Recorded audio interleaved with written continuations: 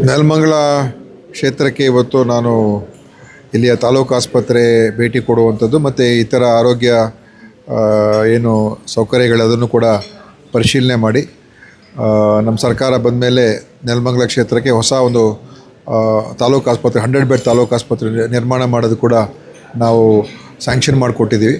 ಅದಕ್ಕೆ ನೋಡೋಕೆ ಬಂದಿದ್ದೀನಿ. ನಮ್ಮ ಶಾಸಕರಾದಂಥ ಶ್ರೀನಿವಾಸ್ ಅವರು ಭಾಳ ಉತ್ಸಾಹಿ ಮತ್ತು ಭಾಳ ಕ್ರಿಯಾಶೀಲತೆಯಿಂದ ಇಲ್ಲಿ ಕೆಲಸ ಮಾಡ್ತಾಯಿದ್ದಾರೆ.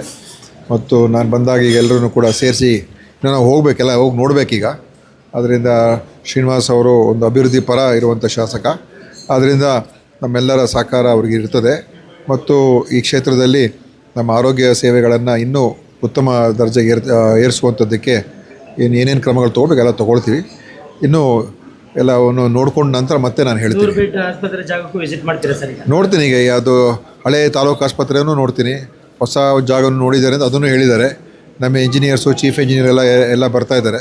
ಎಲ್ಲರ ಜೊತೆ ನಾವು ನೋಡ್ಬಿಟ್ಟು ಅಂತಿಮ ತೀರ್ಮಾನ ತೊಗೊಳ್ತೀವಿ.